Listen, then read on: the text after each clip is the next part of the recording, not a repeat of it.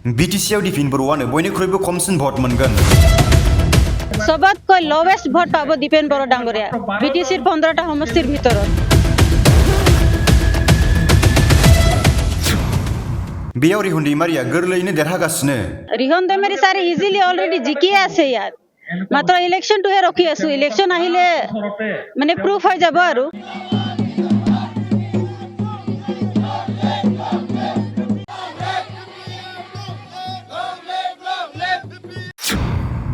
गावनि हारिखौल' नायग्राया राजखान्थिनि दैदेनगिरि जानो हाया। অনলি নিজৰ জাতি জনগোষ্ঠীক চাই এনেকুৱা লিডাৰ কাম নহ'ব। এনেকুৱা লিডাৰ মানে পলিটিচিয়ান হ'ব নোৱাৰে।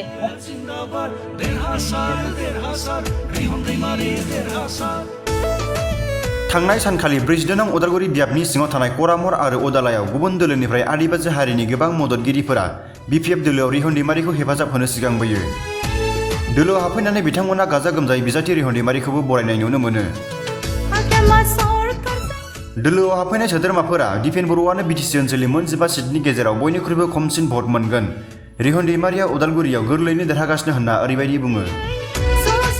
আদিবাসী ৰাইজে কোনো মানে দীপেন বড়ো ডাঙৰীয়াক ভোট নিদিয়ে। তেওঁলোকে একো ক'বই নোৱাৰে, মাত্ৰ কৈ থাকিব যে 17 বছৰত একো কৰা নাই, 17 বছৰত একো কৰা। এইটো কৈয়ে মানে 5 বছৰ পাৰ হৈ গ'ল, কিন্তু তেওঁলোকে 5 বছৰত কি কৰিছে? তেওঁলোকে 5 বছৰত মাত্ৰ কৈ থাকে যে শান্তি আহিছে, শান্তি আহিছে। যদি শান্তি থাকিলে হয় 5 বছৰ, তেতিয়াহ'লে যোৱা বিটিচি ইলেকশ্যনত ইমান বেয়াকে নাহাৰিল হয়। এতিয়াও ইউপিপিএল চৰকাৰ থাকিলে হয়। যদি জিকি যায় কাৰ লগত থাকিব এইটোতো পিছৰ কথা, এতিয়া মই নকম। এইটো 1% ভোট পাবই, কিন্তু আমি 90% টাৰ্গেটত কাম কৰি আছো। পাৰিব নিশ্চয়। ৰিহন दैमारी ছাৰে ইজিলি অলৰেডি জিকিয়ে আছে ইয়াত, মাত্ৰ ইলেকশ্যনটোহে ৰখি আছো। ইলেকশ্যন আহিলে মানে প্ৰুফ হৈ যাব আৰু। সবতকৈ লৱেষ্ট ভোট পাব দীপেন বড়ো ডাঙৰীয়া বিটিচিৰ 15টা সমষ্টিৰ ভিতৰত। সোশ্যাল মিডিয়াত ওলাই আছে ডিপেন বড়োৱে গঠন কৰা বুলি, কি ক'ব জেনজেটৰ বিষয়ে? অনলি নিজৰ জাতি জনগোষ্ঠীক চাই এনেকুৱা লিডাৰ কাম নহ'ব। এনেকুৱা লিডাৰ মানে পলিটিচিয়ান হ'ব নোৱাৰে। এটাও কাম কৰি পোৱা নাই, এটাও কাম কৰা নাই মুঠতে। মানে গোবিন্দ বসুমতাৰী ডাঙৰীয়াই একবাৰো ইয়াত দেখাৰে নিদিলে। কামটো বাদে দিয়ক, তাৰ চেহেৰাও দেখা পোৱা নাই। কিছুমানে চাগে তাক চিনিও নাপায়। गुबुन फारसेथिं बिजाथि रिहुन दैमारिया दोलोआव हाबफैनाय सोद्रोमाफोरखौ दुंब्रुदै दोलोआव बरायना खौरां बिजोङाव ओरैबायदि बुङो। অহা 9 তাৰিখে হ'বলগীয়া যি বিধানসভা নিৰ্বাচন, এই নিৰ্বাচনৰ কাৰণে মই গাঁওবিলাকত ঘূৰি আছোঁ আৰু আজি কৰামৰ চাহ বাগিচাত নিৰ্বাচনী প্ৰচাৰ কৰিবৰ কাৰণে আহিছিলোঁ। আৰু মই নিজেই আজি যেনেকুৱা ধৰণে ইয়াত মানুহ গোট খাইছে, মই নিজে আজি আচৰিত পাইছোঁ। এইবাৰৰ লগত মই 7 বাৰ ইলেকশ্যন খেলিম, কোনো নিৰ্বাচনী প্ৰচাৰ সভাত এনেকুৱা ধৰণৰ জনসমাগম মই পোৱা নাছিলোঁ। গতিকে নিশ্চিতভাৱে মইতো ভাবিছোঁ বহুত বিপুল ভোটত মই জয়ী হ'ম, কাৰণ আমাক ভাল নাপালে, আমাক ভোট নিদিলে এনেকুৱা ধৰণৰ মানুহ ইয়াত জমা নহ'লহেঁতেন। আৰু এইটোৱেই নহয়, বিভিন্ন দল সংগঠনৰ পৰা আমাৰ বিপিএফ দলত যোগদান কৰিছে। সেইটো এক উল্লেখনীয় বিষয়। কিহৰ ভিত্তিত নতুন কেণ্ডিডেট দিব? তেওঁৰ ওপৰত কি বিশ্বাস আছে ৰাইজৰ?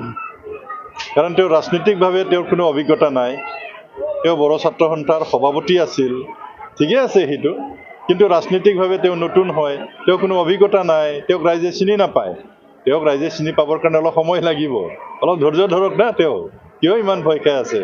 গতিকে মোৰ এটা দীঘলীয়া অভিজ্ঞতা আছে আৰু কৰামৰ বাগানৰ ৰাইজৰ লগত মোৰ এটা ঘৰুৱা সম্পৰ্ক আছে।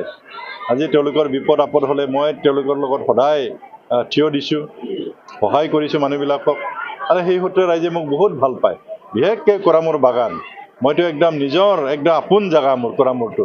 ইমান সুন্দৰ ঠাই, মানুহবিলাক বহুত ভাল, বহুত সহায় কৰে, আৰু সেইকাৰণে মই নিজেও আহোঁ ইয়াত, মাজে মাজে আহি থাকোঁ। মানুহবিলাক বিপদ আপদ হ'লে মই সহায় কৰি থাকোঁ ইয়াত। সেইকাৰণে আজি মোক ভাল পাই মোক ভোট দিবৰ কাৰণে একদম ওলাই আহিছে। তেওঁ প্ৰমাণ দিয়ক, আমি ক'ত কাক ভয় খুৱাইছোঁ? আমিতো কাকো ভয় খোৱা নাই তেনেকৈ। এনেই প্ৰমাণ নোহোৱাকৈ এনে মিডিয়াত ক'লেতো নহ'ব না। তেওঁ প্ৰমাণ দিয়ক না, মই চেলেঞ্জ কৰিম। তেওঁ একো প্ৰমাণ দিব নোৱাৰে না, সেইটোৱেতো প্ৰমাণ না। তেওঁ আহি নিজে ঘূৰক না, ক'ত ক'ত পানী স্কিম দিছোঁ মই, ক'ত ৰাস্তা বনাইছোঁ, ক'ত দলং বনাইছোঁ, তেওঁ নিজে চাওক। ৰাইজে ভাল পায় কাৰণেতো এনেকুৱা ওলাই আহিছে। তেওঁলোকে এতিয়া ভয় খাইছে। তেওঁলোকেতো 5টা বছৰ একো কৰিব নোৱাৰিলে উন্নয়নৰ কথা তেওঁলোকে ক'বই নোৱাৰে ৰাইজক মেল মিটিং খালি বেলেগক গালি দিয়ে বেলেগক সমালোচনা কৰে ৰাইজে আজিকালি বহুত শিক্ষিত হ'ল সেইকাৰণে এনে কাৰোবাক গালি দিয়া সমালোচনা কৰাটো ৰাইজে ভাল নাপায় তেওঁলোকে কি কৰিব বিচাৰিছে সেইটো কওক ৰাইজৰ আগত যোৱা 5টা বছৰে তেওঁলোকে কি কৰিছিল এই কথাবিলাক ৰাইজক কওক না তেওঁলোকে ৰাইজে বিশ্বাস কৰিব না সেইখিনি তেওঁলোকে এটা কথা ক'ব নোৱাৰে সেইকাৰণে তেওঁলোকে আবুল তাবুল বকি আছে এইটোতো মই কি উত্তৰ দিব লাগে ৰাইজে দিব না 17 বছৰ নহয় 20টা বছৰ মই বিধায়ক আছিলোঁ ওদালগুৰি সমষ্টিত 20টা বছৰৰ কোৰামৰ ৰাইজক সোধক না মই কি কৰিছোঁ ইয়াত ৰাস্তা ঘাট কেনেকুৱা আছিল দলং কেনেকুৱা আছিল কি আছিল ইয়াত গতিকে ইয়াৰ উত্তৰটো ৰাইজে দিব মই দিব নালাগে ৰাইজক সোধক দীপেন বৰুৱাই